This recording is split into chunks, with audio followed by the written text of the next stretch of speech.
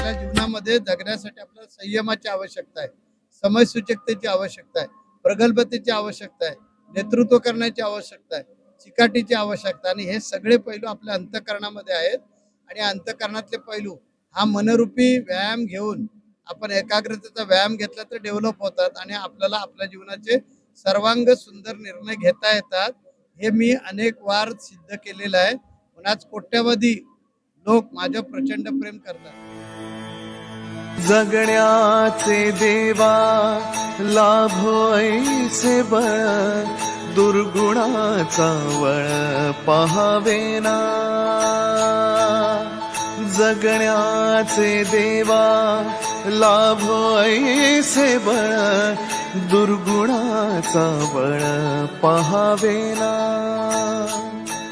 सद्गुणाची देवा वाढो ऐसी कळ, मरणाची झळ साह. आज 21व्या शतक आहे आणि या 21व्या शतकामध्ये लोकांनी अध्यात्म आणि विज्ञानाची सांगड घालून पुढे गेलं पाहिजे.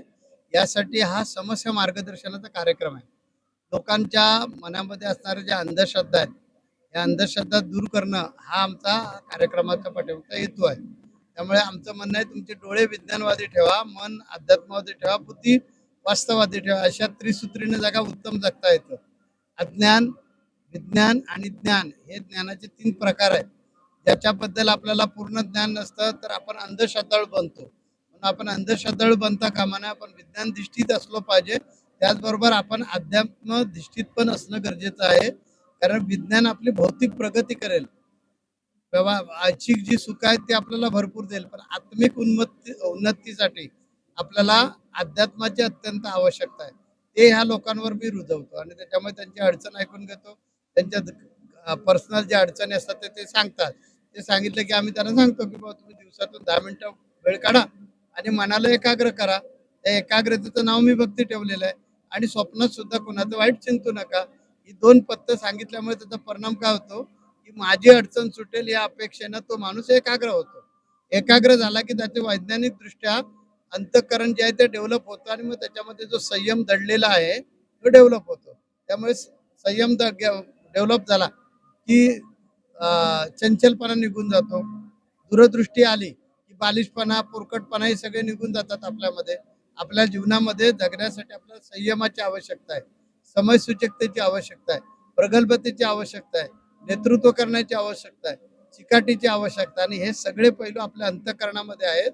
आणि अंतःकरणातले पैलू हा मनरूपी व्यायाम घेऊन आपण एकाग्रतेचा व्यायाम घेतला तर डेव्हलप होतात आणि आपल्याला आपल्या जीवनाचे सर्वांग सुंदर निर्णय घेता येतात. हे मी अनेक वार सिद्ध केलेलं आहे. पण आज कोट्यावधी लोक माझ्या प्रचंड प्रेम करतात. महाराष्ट्रामध्ये, आमच्या बाहेरच्या राज्यांमध्ये पण संप्रदाय, पण महाराष्ट्र राज्यामध्ये असा कुठलाच तालुका नाही की तिथे आमचा संप्रदाय नाही. आमचे विचार तिथपर्यंत पोहोचलेले नाहीत. का?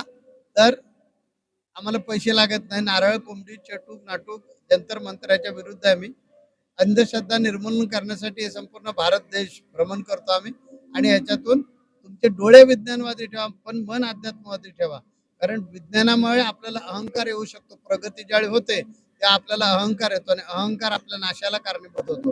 म्हणून आपल्यामध्ये स्टॅबिलिटी आली पाहिजे, स्थैर्य आलं पाहिजे आत्मिक दृष्ट्या. यासाठी अध्यात्माची कास धरा हे सांगितलं जातं.